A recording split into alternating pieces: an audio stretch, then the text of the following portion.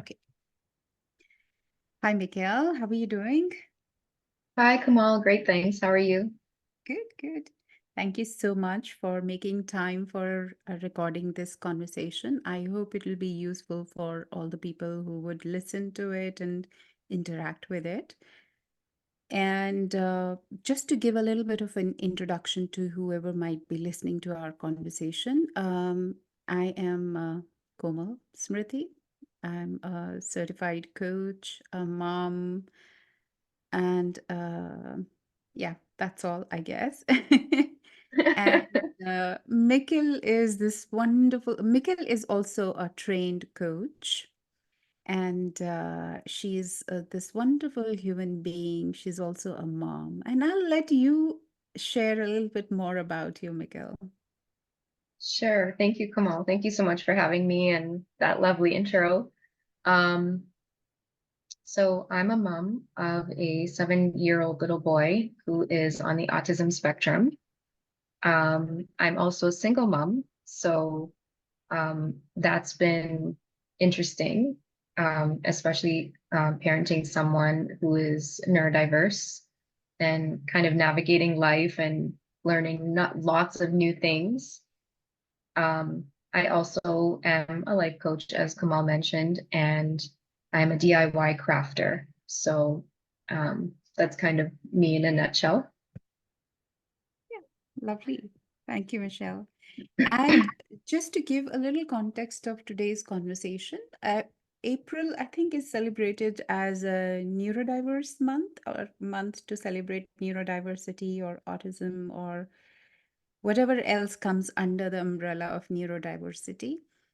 And Mikkel has a very intimate personal relationship with neurodiversity because of her son. And then I also have some experience, quite close experience, because my son, who is never sort of psychologically diagnosed, but during his growing up year has exhibited all the signs and symptoms of autism spectrum.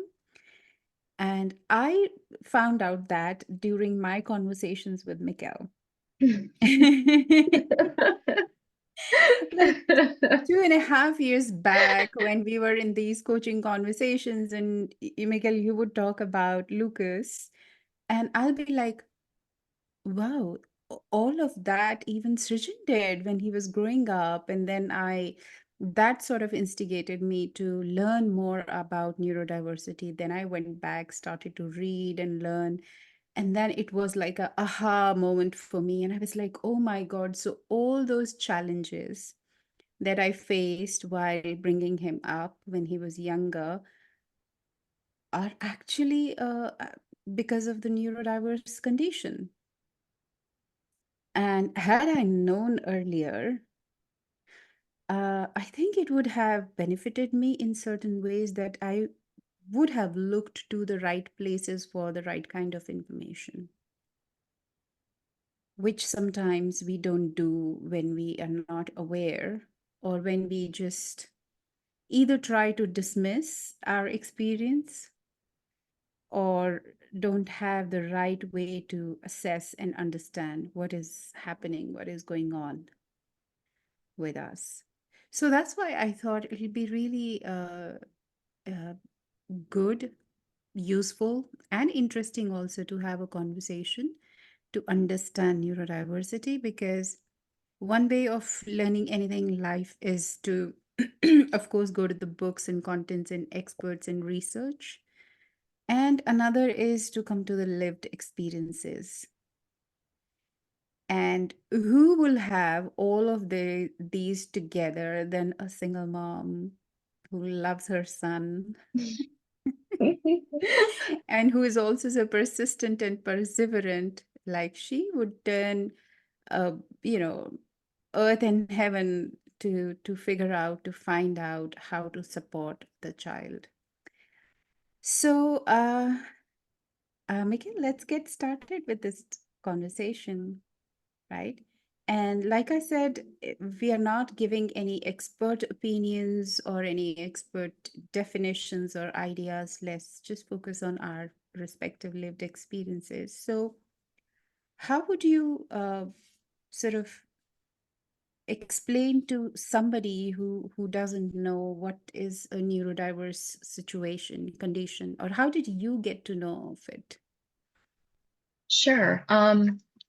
So actually, I kind of learned about neurodiverse conditions, I think, through some parenting books that I had read when I was pregnant with Lucas. So, in a lot of, doctors' offices and things like that, just even during my pregnancy, there would be posters about sort of like the signs of autism and things of that nature.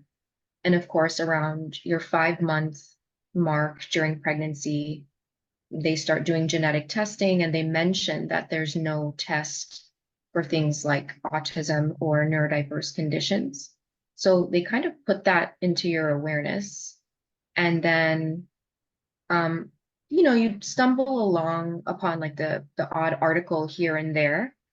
And so they would sort of give you this checklist of behaviors to look out for right around the time your child is hitting milestones, and especially around age 2, if they're not hitting specific milestones. So, sort of like at medical appointments, that's where they sort of start mentioning and looking for things with your newborn. And then as they're growing and you go to each appointment, your doctor will go through things with you. And Lucas was hitting all of his milestones early, actually. So there was never any concern with him. Um, but right around 20 months of age, he was actually diagnosed with a kidney condition and was hospitalized for a week. Hmm. So he was placed on steroidal treatment and some medications to flush fluid from his body.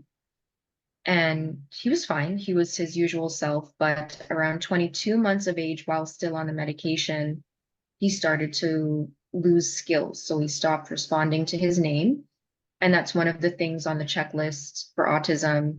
He stopped pointing at things. He would just kind of stand and stare off into space.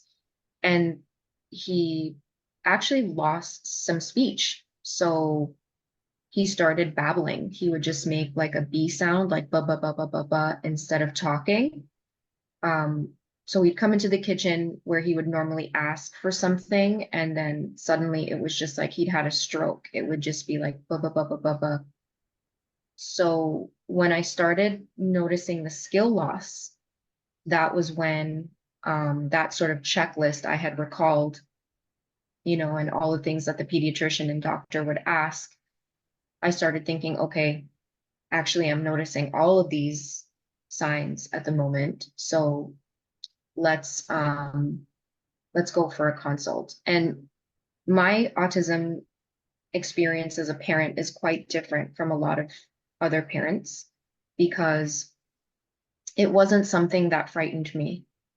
I knew, okay, if my son is autistic, he's autistic and he's made in God's image, and God's equipped me with absolutely everything I need to take care of this child.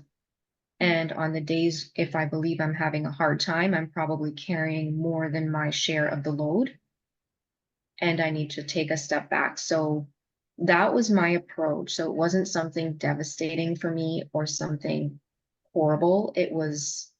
I saw it as something that God trusted me with, really.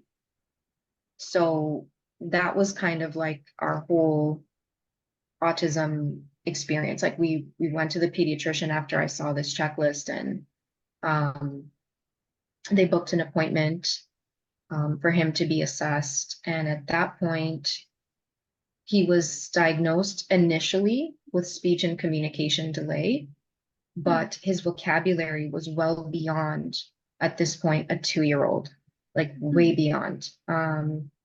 So he was memorizing books. So he could actually script an entire book, but he had difficulty with back and forth communication, which he still struggles with now. Um, but speech and communication was a big component.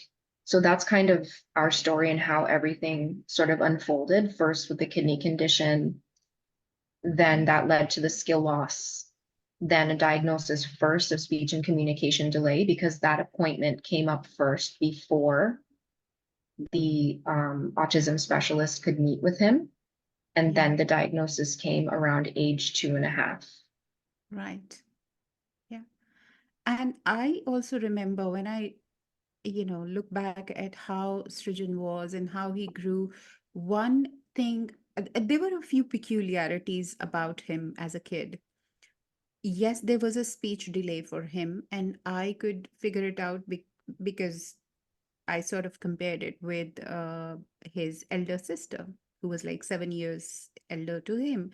And she was like, at time, very quick to start speaking in conversations and everything. Srijan uh, started to speak very, very, very late. He was very shy, and now I figure out that his shyness actually originated more from not knowing how to express himself or how to be. So he wouldn't trust everybody. He would trust me or, few people at home, and he wouldn't want to go outside. Whenever some people would visit us, he wouldn't want to come in front of them. He would want to stay in his own room, and he wasn't able to express himself well. He will get angry, irritated, agitated quite a lot. He would wear only certain kind of dresses. All he would wear was cotton and full pajamas and full shirts, and then would always want to keep his head covered. We used to joke around like he is some old dead soul who's born to us, like an old man who's come in our family. And when he would get angry, uh, he would hit his head in the wall or Yeah. anywhere. And you couldn't just control him. I remember once I tried to hold him from back, tried to soothe him and pacify him, and he got so agitated. He just put his head in the bag and it hit my cheekbone here, and I got a black eye like somebody just punched me. Gave my husband a reason to be very happy about. He felt like, oh, people will see and say that I probably gave you one. Oh no. Although he is like uh, the gentlest person, but so that was his energy. Too much energy. He would get angry, wouldn't want to eat certain things, would only eat a few stuff, and so and was a very, very, very stubborn child. And later on, when he grew a little bit older, I figured it wasn't stubborn. So he is otherwise quite amicable. It was his frustration which was making him stubborn. And I used to be a full-time working mom, and nobody in the home would understand what is wrong with this kid. And so everybody was like, oh my God, he's so stubborn, he's so angry, what's wrong with him? And I'll be like, yeah, he's behaving differently, like he's a different kid. Maybe boys are like that because he's a boy and the elder one was a girl. So instead of saying that, oh, he's like some badly behaved kid, because how does behavior come to such young a child? You know, Yes.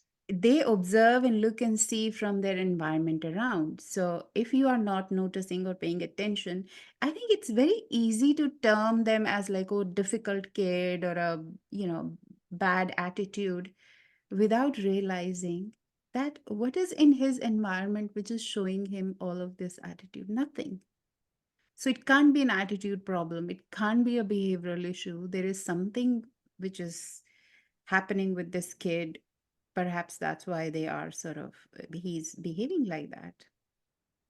Yeah, Kamal, you just shared so much that I think so many parents can relate to. Like, there's an intensity that comes with autistic kiddos. And like, so Lucas, he never a tantrum, but I notice now at age 7, and he is a lot more insistent and a lot more, so the word I'll use is like very strong-willed. Mm. So you mentioned Srijan being like an old man.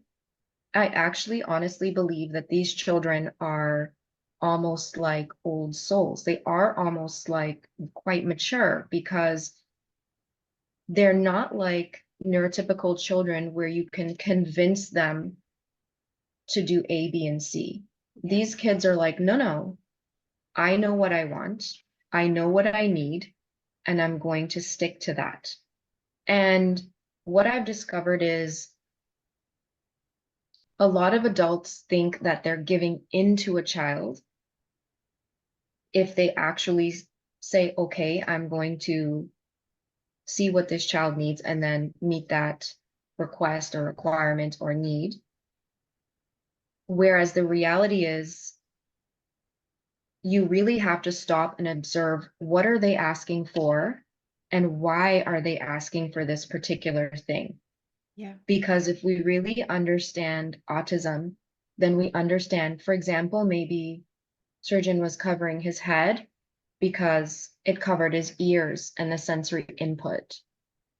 So, without an autism diagnosis, there may not be an awareness that he needed earphones to cover the sound.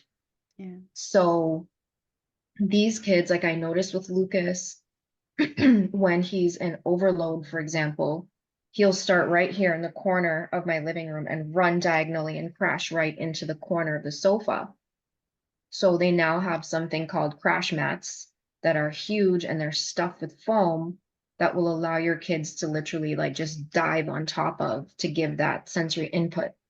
Or he likes to be squeezed. So he'll push apart the sofa and the chaise and squeeze between the sofa and the chaise. So they actually make something now that looks like an old-fashioned laundry wringer that used to wring the laundry out. You can actually squeeze your body through 2 rollers for that kind of compression. So like, I think here, like everything you shared, it's a really good opportunity for parents to understand that these kids didn't come to give you a difficult time. The difficult time comes when you're trying to get them to do what you think they should be doing.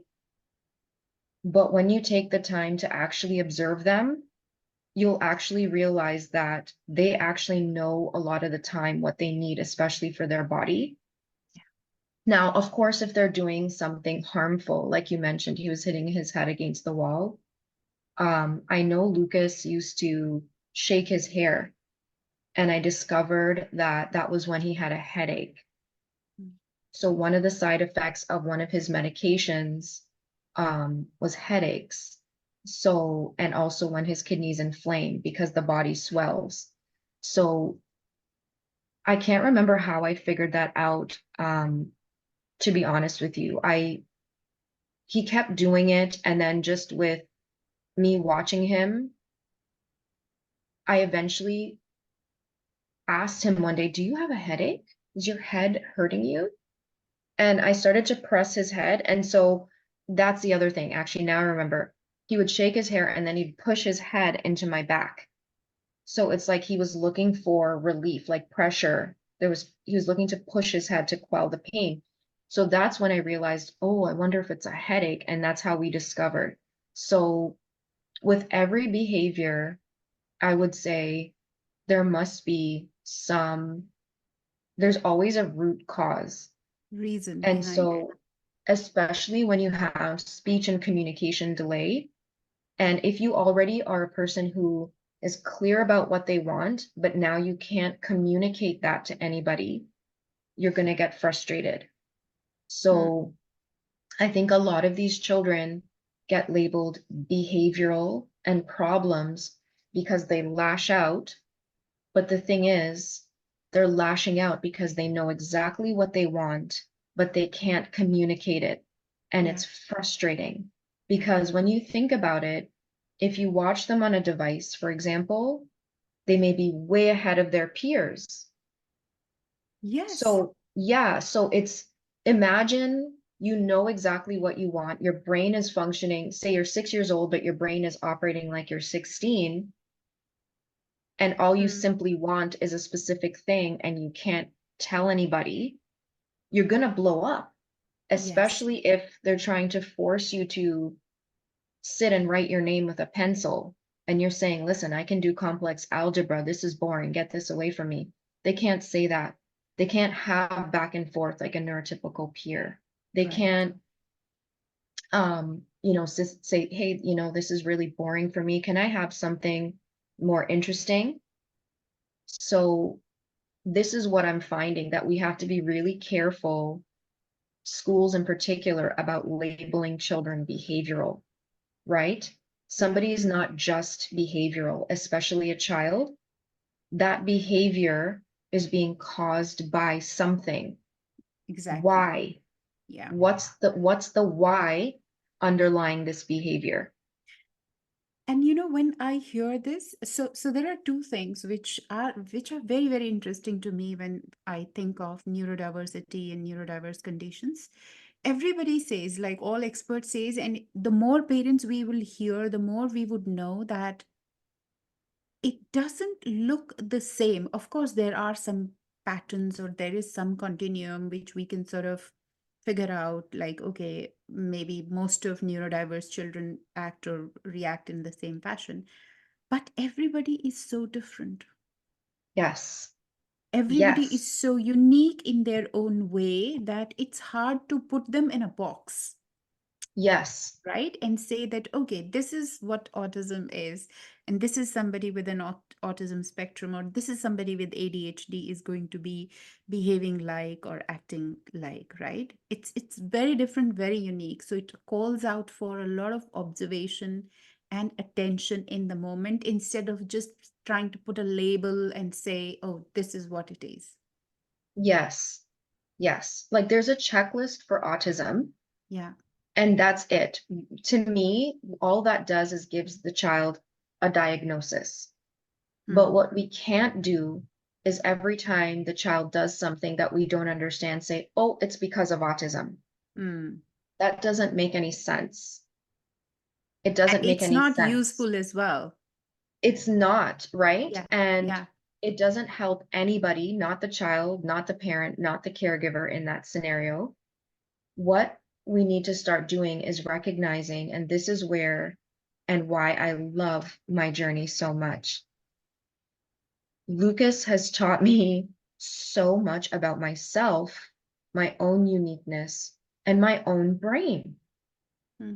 Like I realized I was told good things about myself, okay things about myself, not so good things about myself, and I just accepted that.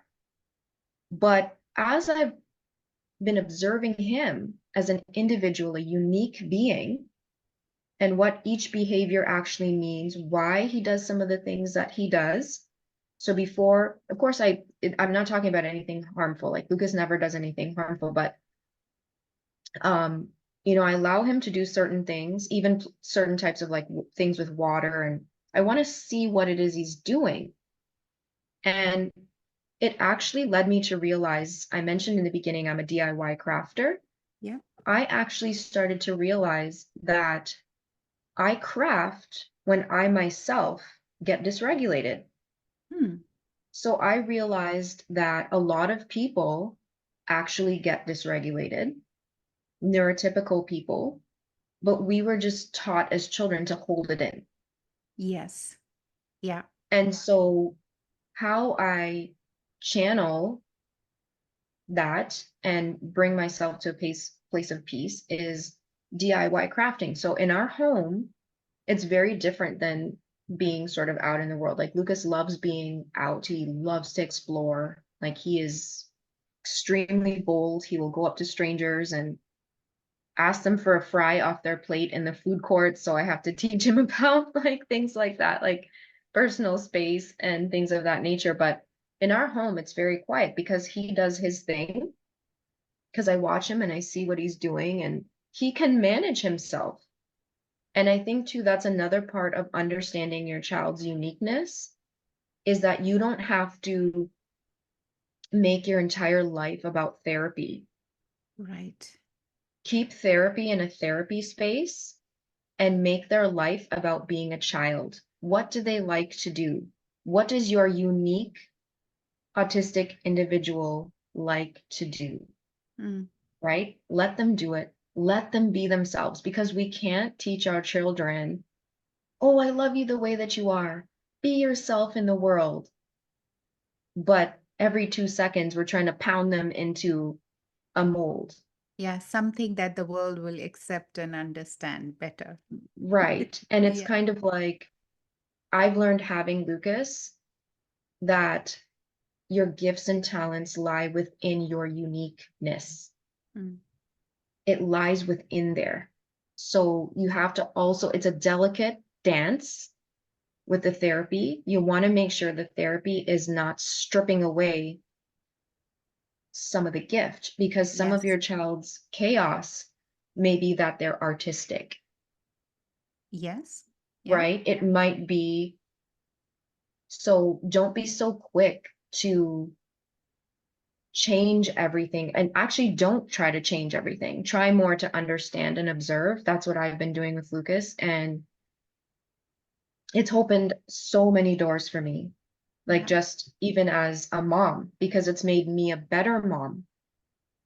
As I've also been, I always say that I heal in tandem. Mm-hmm.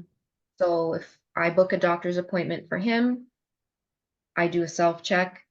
And if anything is going on with me, I book one for me too on another day. But I always make sure that if he's eating healthy foods, nourishing myself too. And so I've really just taken the box, taken us out of this box and really started living day by day. Is it easy every day? Mm. Absolutely not. Right? Yeah. But Yeah. I know the hard days aren't because of autism. The hard days are because I am trying to force something that isn't supposed to be how I want it to be in that moment. And that brings me, I recently attended a seminar or a talk by somebody who was speaking about neurodiversity and neurotypical conditions. And she showed one continuum from neurotypical to neurodiversity, right? So just to simplify, neurodiversity is a way your brain is wired to think, act, perceive differently, express differently, right? So and it's wired in a way that you cannot mold it back. Like we can condition neurotypical people, right? Or say that, okay, we can mold and change them into certain kind of behavior, but neurodiverse conditioned people cannot be molded, at least not that easily. They cannot be conditioned because they have a precondition. So they would work and operate in their own significant way. But what seeing that continuum of neurotypical and neurodiverse conditions made me realize is that while certain neurodiverse conditions would uh, need more support for executive functioning, more support for tactical actions in your life, more support for tolerating stress or managing stress, the same support is required for neurotypical people under the situation of extreme stress and tension, some kind of trauma, sleeplessness, depression. So when you face some kind of such life situations or conditions over a longer time period, even neurotypical people would face similar kind of challenges that neurodivergent people do, right? So the Yes, support absolutely. is that is required for neurodivergent people is the same that is required for neurotypical people. Like when you're saying that, first of all, as a parent, you need to see that whether you are regulated or not. Because if you are dysregulated, you would never be able to support your child. And that is something which I noticed and I recognized when Srijan was very young, and I did not have this language or this understanding.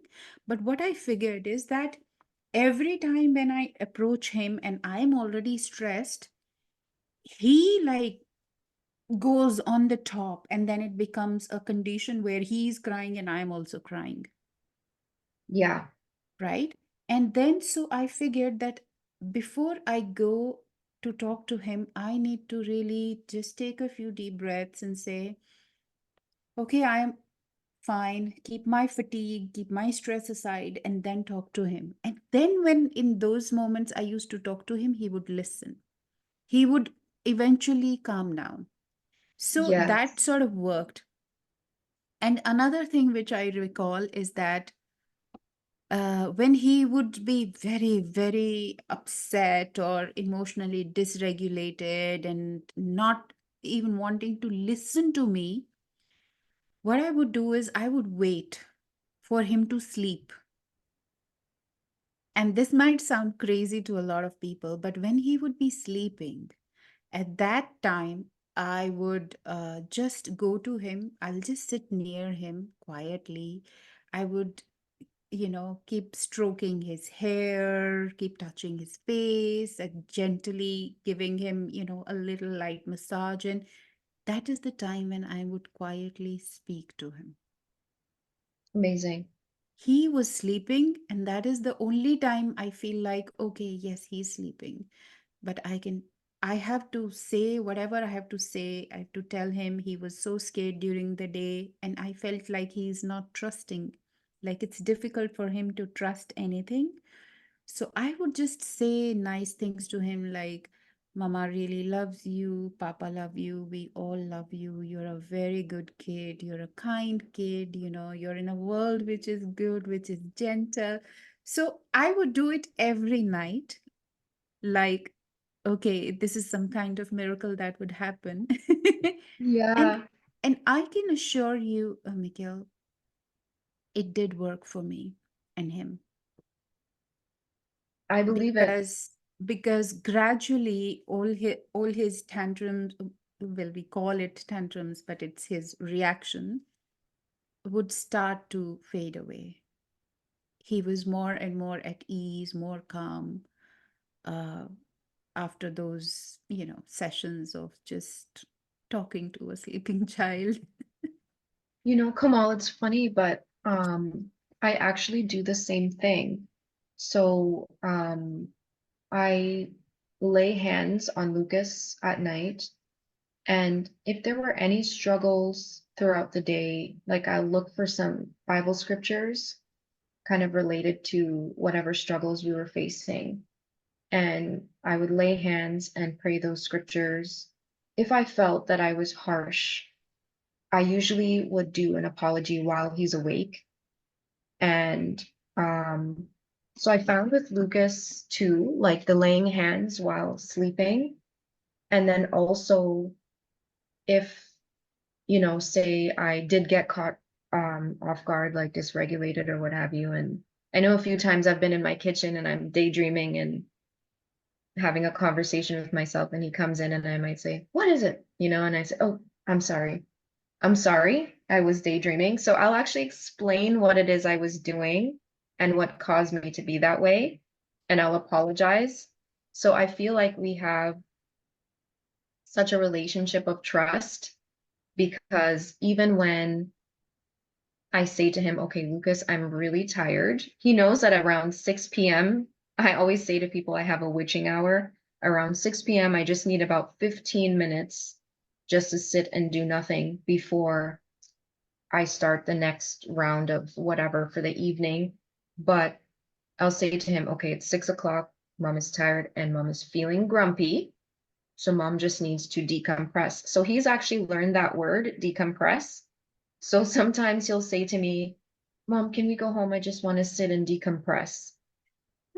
So it's interesting how these things come about, and they actually do hear you when you communicate and when you are gentle and when you speak to them from the heart. And I think any human being, not just neurotypical kids, but all anybody really is looking for is to be understood and to be loved exactly as they are, whether they're shouting, whether they're laughing, whether whatever it is going on. And so I always reassure Lucas too, like when he's having a difficult time. Like I know right now, school just doesn't seem to be working for him. He's very bored there.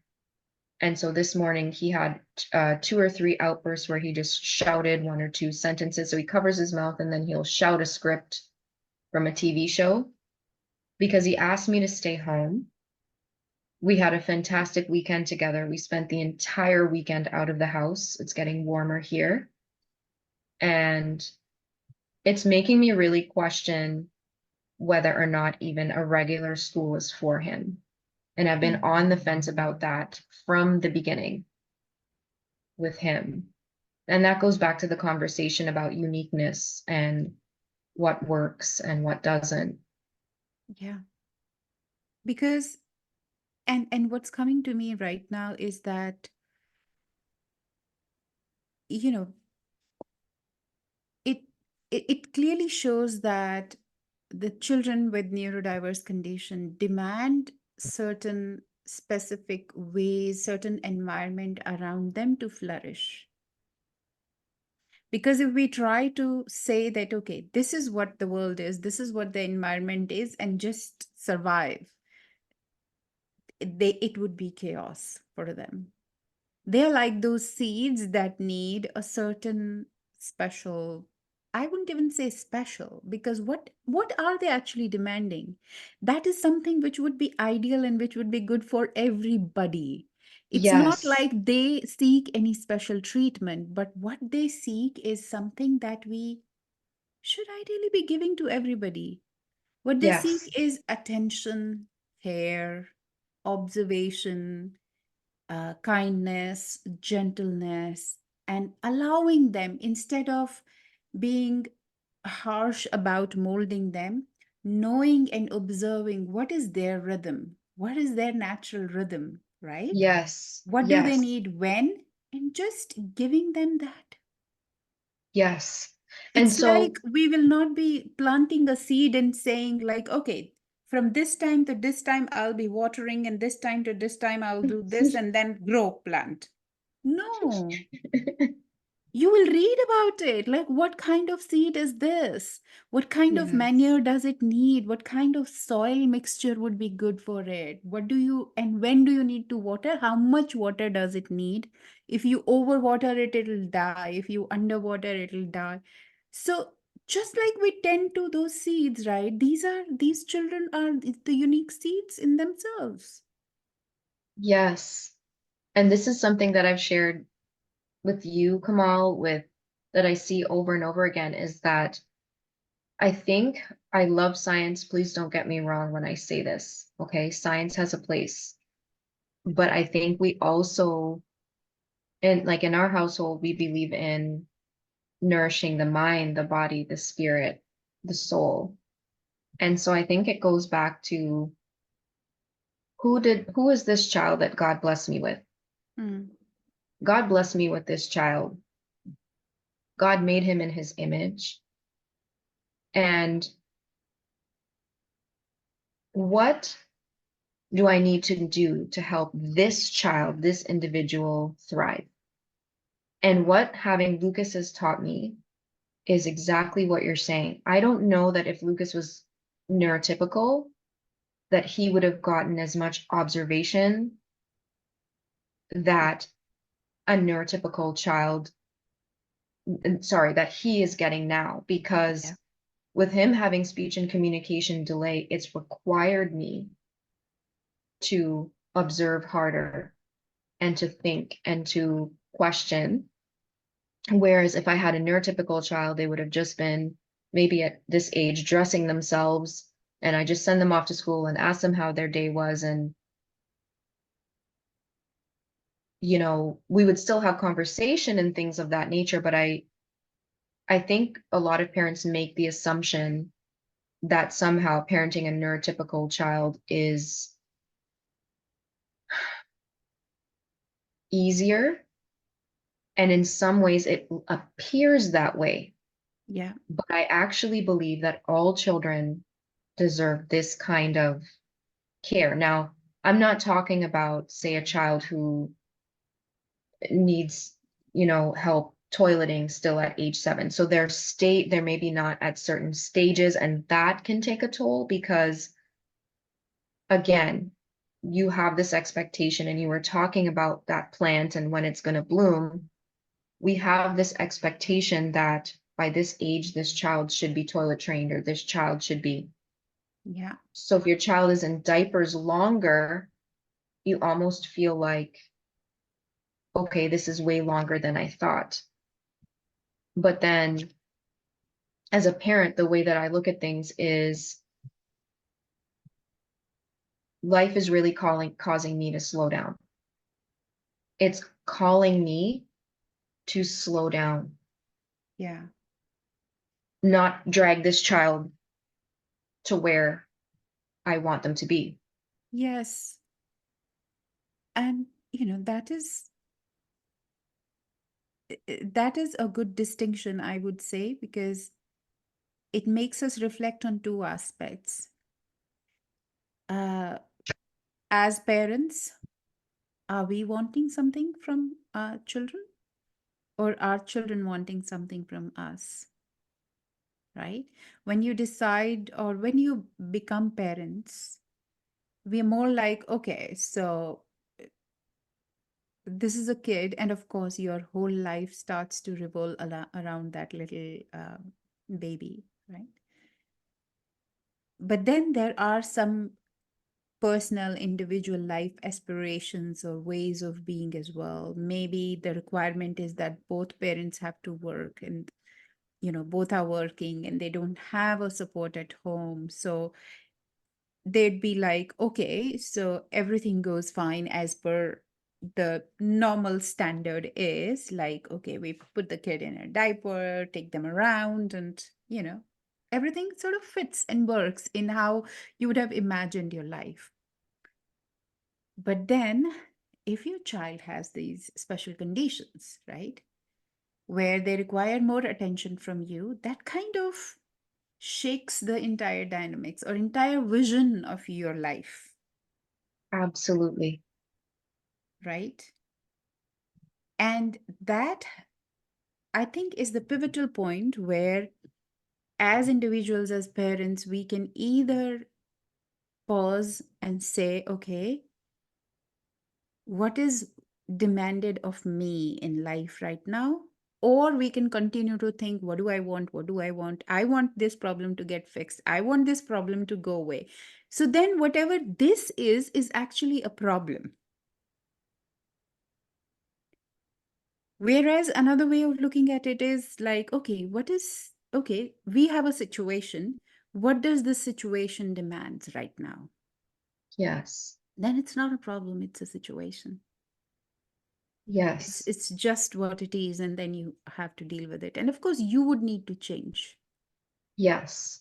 right? And so that right there is where I shared this in a survey that I did, a parent survey the other day. And I said, everybody says that autistic children are rigid and inflexible, but I've actually found that, and they don't like change.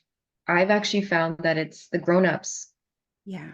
who are rigid and inflexible and don't like change. And Yep. they fear deviating from this life that they designed inside of their minds. And if they could just get this child to fit into this vision, everything would be okay. So, in a lot of ways, the child ends up being sort of like the reason they can't have this vision come to pass. But really and truly, it's not the child at all. The child is actually calling you to come out of your box. The Yes. child is calling you to be more flexible. The child is calling you to let go and surrender and trust and experience beauty. I have experienced so many things, and Lucas has forced me to be so courageous because he's so bold, as I mentioned, and he loves just taking the world by storm. He loves being outside, loves being in the mall. So Kamal, you know this, I shared this with you that he likes mall walking, but he walks 10, 20 yards ahead of me and he memorizes all the stores, all the layouts.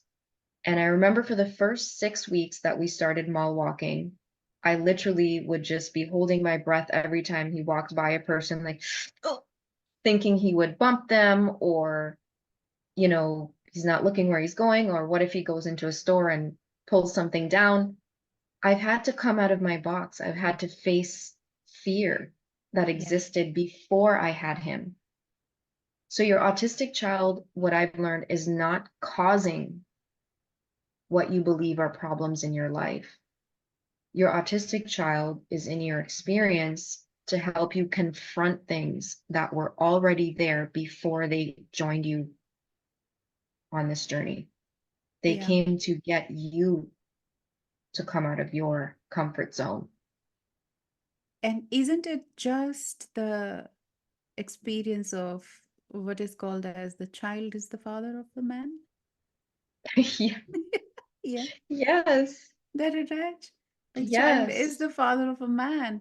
And we have over generations for a very, very long time have made our lives revolve more around productivity and output and wealth and uh, power and position. I think, I think, and the way I look at it, the world should be revolving around children. Yes. The Yes. values of childhood, the values of new life, new bloom, new energy. Yes. And it's sad because if the world, if we go on making a world which is conducive, safe, supportive, and encouraging to the children, I don't think we'd be having any wars or any mindless fixations that we bring in our lives. Yes. And I think you're absolutely right. I see that a lot where children have almost become like an accessory. Mm. Like, I'm successful if I am married and I have this many children and this many cars. And, right, it's not like, no, no, you have to actually put the time and the effort and the energy into raising healthy human beings. Yeah. So, and it goes back to that conversation of, we give a lot of energy to neurodiverse children, but all children should be getting that energy and that effort and that attention. Yes. And And this is how we create healthy societies. absolutely.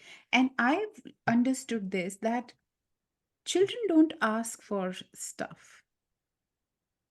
They don't need all of that. They don't need like 50 toys on their beds or things like that. They will be happy with one thing you make for them or make with them, sitting with them. And they'll be happy to Yes. hold that toy uh, to their heart for the rest of their lives, right? It's us Yes. who have created all of these things that we go outside, spend all the time there, earn money, and then use that money to bring them stuff. Yes. Instead, we can just give them our time and attention and care a little more, and they'll be happy with less stuff. Yes.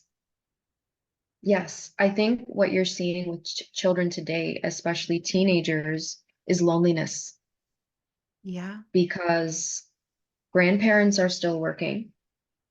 Hmm. Sometimes grandparents live in another province, state, or country. So children no longer have a community of aunties and uncles and cousins sort of around them. And if parents are working late, by the time parents get home, maybe they're going off to some practice, but that's not spending time with your child. You just drove them there, and the coach is spending time with the child. Mm. So even though you're present, you are not actually getting intimacy with your child, that one-on-one, and I think that's what's happening today is children are really lonely, and what they actually need is more of a community. And you mentioned too, like children not needing a lot of toys. There's this article I had read about this single mom, and her children grew up, and she asked them, what was your favorite thing, growing up? What do you remember? What's your favorite memory? And they said, our favorite memory was literally on a Friday night when you would make craft dinner, like macaroni and cheese with hot dog in it, but you would sit and watch movies with us. Mm. That was their favorite memory, not the stuff that she would cook, the more complex meals that she would cook, not the toys. It Mm. was the time Time that she spent spent with. with them. Yeah. And I think that's what I'm most grateful for on my journey with Lucas is that I've been able to spend so much time with him doing what he loves. So taking him out to different malls and exploring whatever interest it is he has at the time. And, I think that we need to put things back into perspective because when you're always future focused, and this happens a lot, I notice with parents of neurodiverse children, is they're constantly thinking about one day off in the future, what this child will be like as an adult, but they're missing this present moment. Right now. They're missing Yes. the miracles that are happening right before their eyes. Yeah. So I say that I live miracle minded because I watch Lucas every day, and every day it's like we have some trees in our neighborhood that actually blossomed overnight with pink flowers, the little crabapple trees. And children are like that. When you sit and you just watch them and you're in their presence, your autistic child might say one new word today, and that's a miracle. Yeah. When you spend that time with them, rather than be scattered and thinking about something way off in the distance in the future that's not here, you're missing what's here right now. Absolutely. And I think you have sort of hit the nail on the head, Mikhail, because that is the kind of thinking a lot of parents get trapped in, which makes them even more stressed and anxious about having neurodivergent children. Is that future thinking, and how do we project into the future from the current fears that we have, right?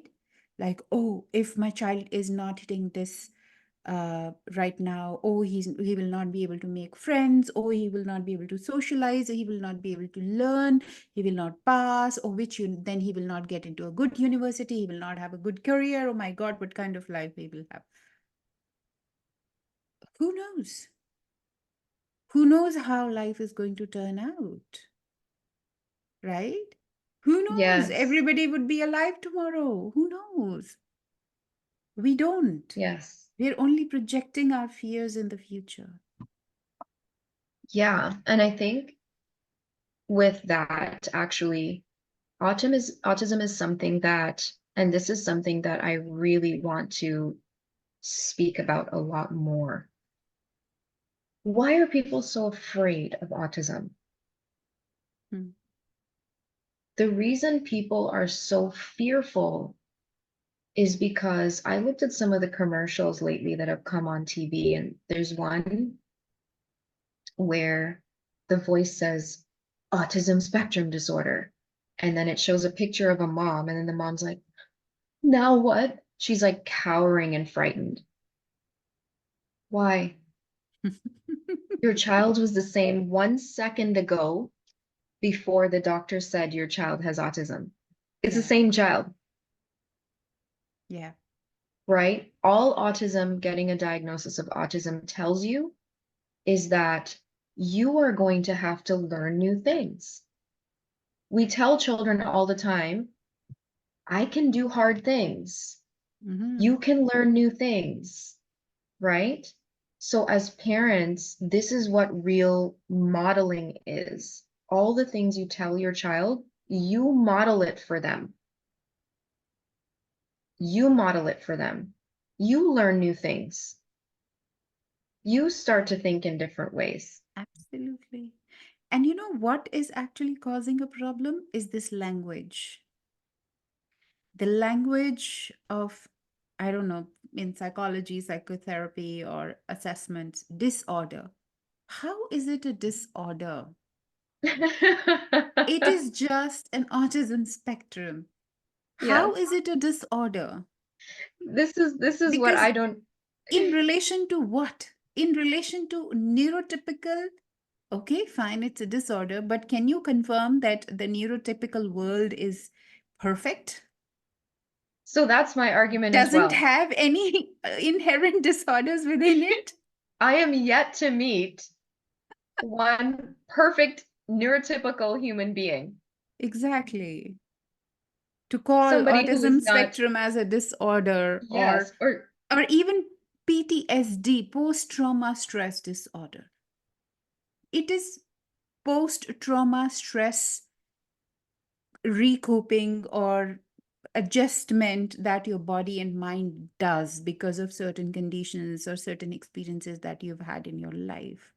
If we yes, just continue to look at things as disorder, then yeah, we'll be scaredy cats all the time. yes. And that's what a lot of this is, there's a lot of fear just fueling this, just fanning the flames of fear because now too, the funding is always delayed. But Mm. what did they tell you? The quicker you get a diagnosis, the quicker you can start treatment. Well, most families can't afford treatment, right? Autism services. So there are people literally hysterical and panicking, draining their savings accounts, borrowing from grandparents, remortgaging, doing all of these things. And it goes Hmm. back again, in my opinion, to that idea of the plant, Yes. right? That's like Yeah. looking at a plant that's supposed to bloom in 5 years, right? Yeah.